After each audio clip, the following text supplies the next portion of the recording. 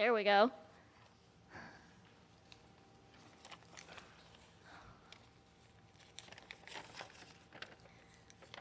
So, for those of you that may or may not know me, my name is Marilyn Melissa Salguero, and I was a former student, friend, and I consider her a mentor of Psarah. She often called me kid, or more accurately, trouble.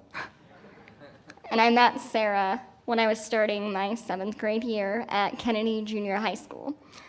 From the moment I met her, my life was instantly changed. Before Psarah, I had never known an adult with a disability, let alone someone who was as bold, smart-mouthed, and as resilient as her. Like I said, I was taken aback, and I remember that I just stared at her so intently that eventually she just looked at me and was like, "You've never seen a fellow T-Rex, have ya?" And then she just let out a little pterodactyl screech and was like, "Ah!" But she had a way of doing that. From the minute that she met people, she had a way of drawing them in.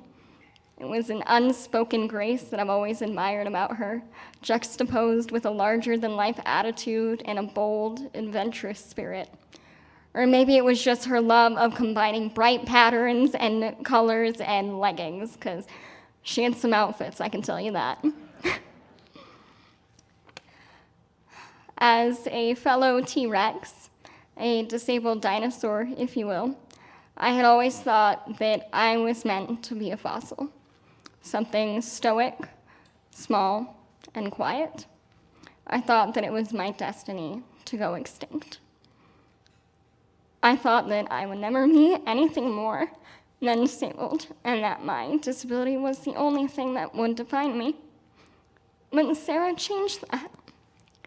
Sorry, I'm an actor. I have a lot of feelings. She was a performer, a wife, an advocate, a crippled punk bad bitch who was more alive than anyone that I ever knew. And she showed me that you could be disabled and anything that you wanted to be. And more importantly, she taught me that I could be loved and that everyone deserves happiness.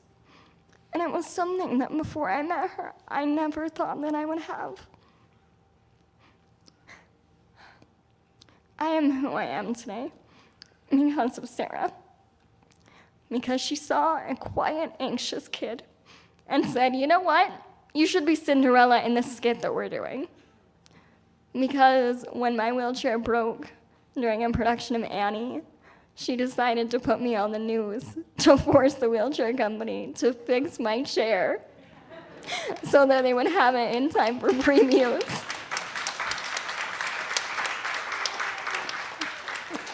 And just for the record, that was the chair that I beat her with.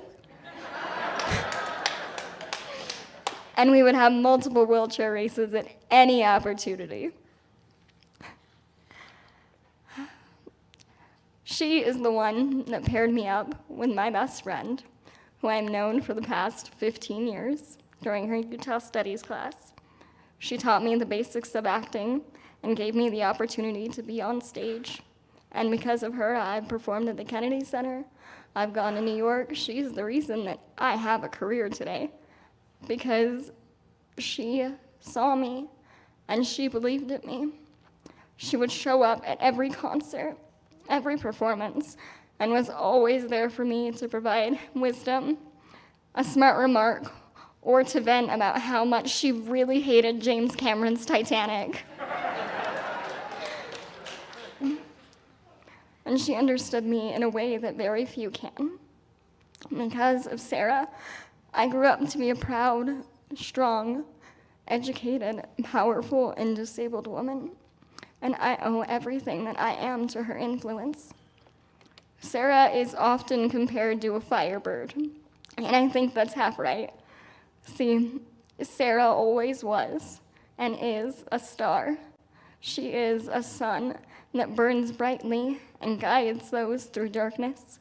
She is a flaming torch, and I know that her light will be picked up and carried by her community.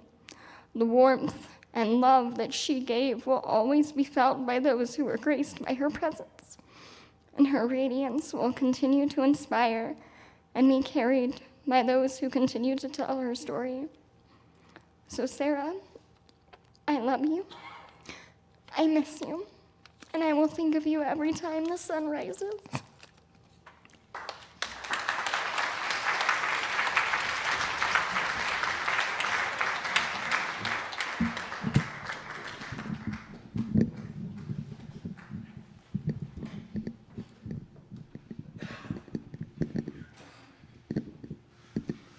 Thank you, Aaron. It's going to be hard to follow that. I'm here to tell you. Hello, friends of Psarah. I am Kirk. I was lucky enough to marry Linda and become a generally accepted member of the family. And lucky enough to be friends with Sarah's grandmother, Alice, the source of her middle name, and part of the driving life force that propelled her forward. I've known Psarah since she took her first footsteps, and I was sadly present the dark night she left us to see the sunrise without her. And yet, I have since learned that I was unaware of the depth of her ripple effect wherever she rolled, and we are all a part of her ripple effect. Psarah had strong advocates as a child, firstly her mother, Julie, and her brother, Aaron. Bob would become her caring father she never had before, and Brian became Sarah's devoted friend, lover, and husband until the end. And let's not forget the special kitty cats along the way who received her magical touch.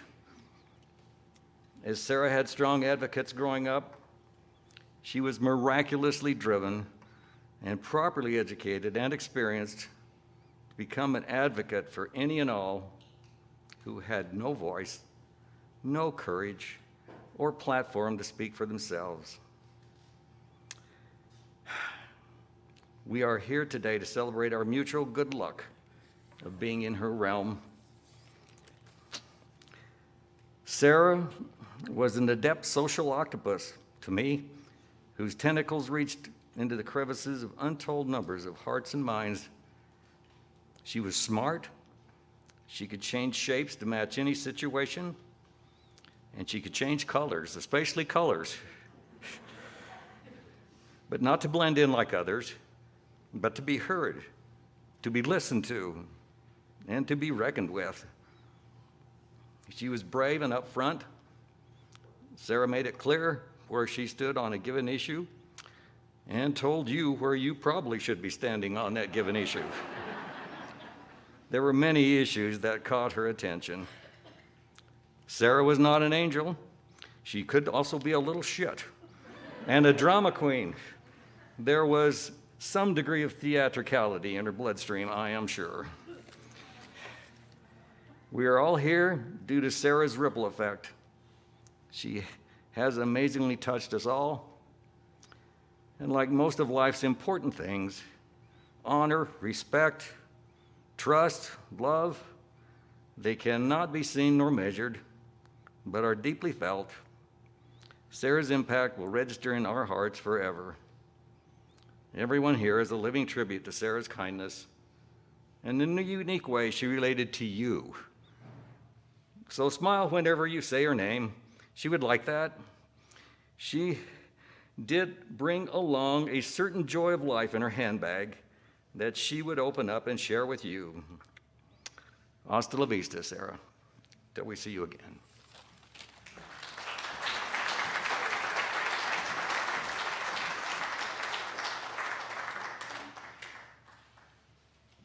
And at the end of today, when I go and get into my bright orange Challenger and someone asks me, are you man enough to handle that car?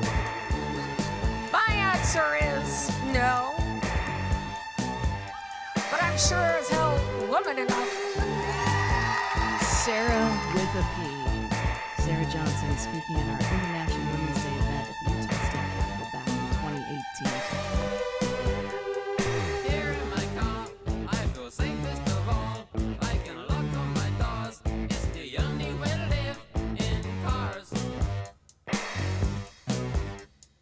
Here in my car, I can only receive. I can listen to you. It keeps me stable for days in cars.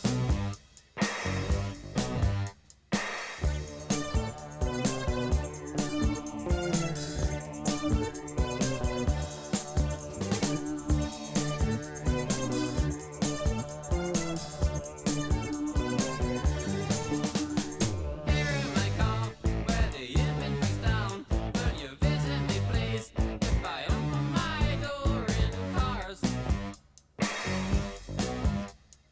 Here in my car, I know I've started to think about leaving tonight, although nothing seems right in cars. It is time we get over these prescribed roles and we all become the nurturer. We all figure out when it's time for you to pick up those womanly roles.